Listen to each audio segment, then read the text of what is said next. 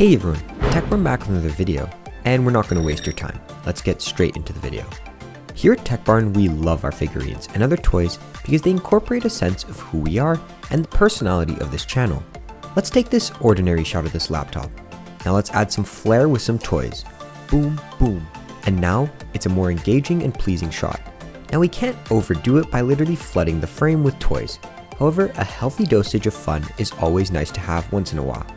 As for us, we use anything from Skylanders to pop figures to Kermit and the super kawaii hamster.